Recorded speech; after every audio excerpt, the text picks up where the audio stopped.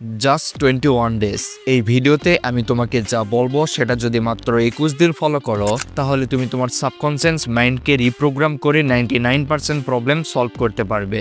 আর এভাবে যদি কন্টিনিউয়াসলি কাজ করো এবং তোমার সাবকনসিয়াস মাইন্ডকে সঠিকভাবে ব্যবহার করা শিখে যাও তাহলে সফলতা তোমার পায়ের নিচে এসে ধরা দিবে। তুমি তোমার সাবকনসিয়াস মাইন্ডের ক্ষমতায় সবকিছু পেতে পারো, আবার সবকিছু হারাতেও পারো, কারণ তোমার সাবকনসিয়াস মাইন্ড কতটা পাওয়ারফুল তুমি এটা খুব ভালো করে জানো। তুমি যেটা ভাবো সেটা বাস্তবে হবে একদম রিয়েল লাইফে।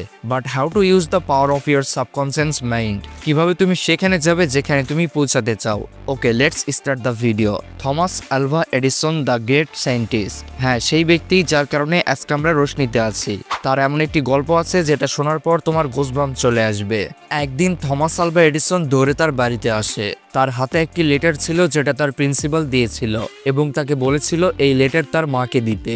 সেই লেটার পড়ার পর এডিসনের মায়ের চোখে পানি চলে আসে। তারপর এডিসনের মা তার ছেলেকে সেই লেটার জোরে জোরে পড়ে শোনায়। আপনার ছেলে একজন অনেক বড় জিনিয়াস, তাকে পড়ানোর জন্য সেই লেভেলের টিচার আমাদের কাছে নেই, তার জন্য আমাদের এই স্কুল অনেক ছোট, এই জন্য অনুগ্রহ করে আপনি তাকে বাড়িতে পড়ান।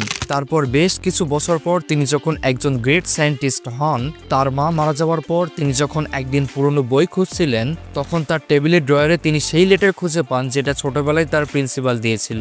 কিন্তু সেই লেটারে তো অন্য কিছু লেখা আছে। সেই লেটারে লেখা ছিল আপনার ছেলে মানসিকভাবে অসুস্থ, সে কোনো কিছু বুঝতে পারে না, তাই আমরা তাকে পড়াতে পারবো না, অনুগ্রহপূর্বক আপনি তাকে বাড়িতে পড়ান। এটা পড়ার পর এডিসন কয়েক ঘন্টা কান্নাকাটি করেন।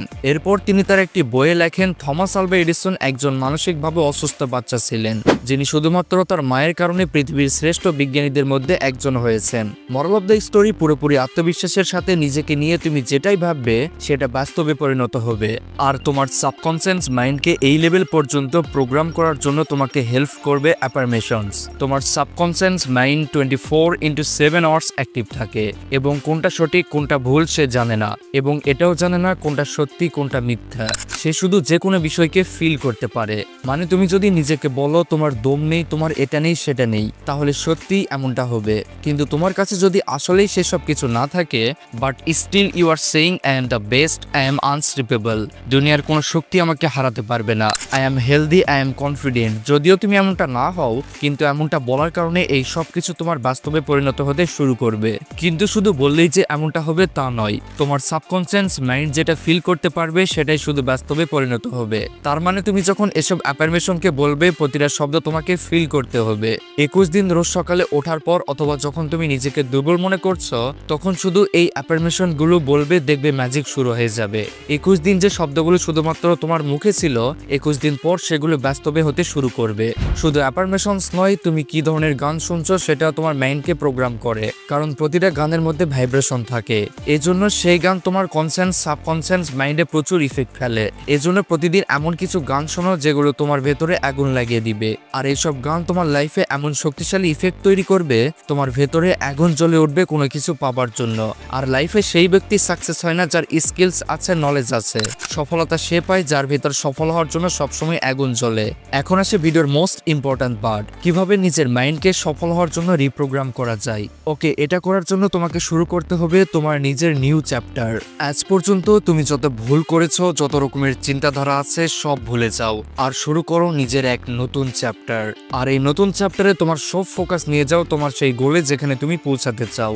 এখন একটি নতুন রুটিন তৈরি করো। সেই রুটিনে সেসব সকল কাজ বাদ দাও যে কাজগুলো তোমার গোল থেকে তোমাকে পিছিয়ে নিয়ে যাবে। ফর এক্সাম্পল, তুমি তোমার লাইফে অনেক বড় একজন বিলিনিয়ার হতে চাও বা যে কোনো কিছু হতে চাও, সেটা তোমার রুটিনে অ্যাড করো। এভাবে করলে তুমি মেন্টালি, ফিজিক্যালি, স্পিরিচুয়ালিটি অনেক স্ট্রং হবে। আর একটি প্রপার রোড ম্যাপ তৈরি করো তোমার গন্তব্যে পৌঁছানোর জন্য। And start your new journey. আর এই নতুন যাত্রায় তুমি কোনো কিছুতে ডিস্ট্রাক্টেড হবে না, নো রিলস, নো পর্ন। আর কন্টেন্ট এমন কিছু দেখো যেমনটা তুমি হতে চাও, যে কন্টেন্ট তোমার জন্য ভ্যালুয়েবল হবে। আর এভাবেই তুমি যদি 21 ডেজ পর্যন্ত সকল ডিস্ট্রাকশনকে হারিয়ে দাও এবং নিজের গোলের প্রতি পুরোপুরি মনোযোগ রাখতে পারো, তাহলে এটা তোমার অভ্যাসে পরিণত হবে। তখন তোমার সাবকনসিয়াস মাইন্ডে নিজেকে নিয়ে এমন একটি ইমেজ তৈরি হবে যে এই ব্যক্তি তার গোলকে নিয়ে ফোকাসড, একজন উইনার এবং সে আনস্টপেবল। এরপর তুমি নিজের মধ্যে একটি আনস্টপেবল ভার্সন ফিল করতে পারবে এবং তোমার মাইন্ড তোমাকে সব কিছুতে সাপোর্ট করবে।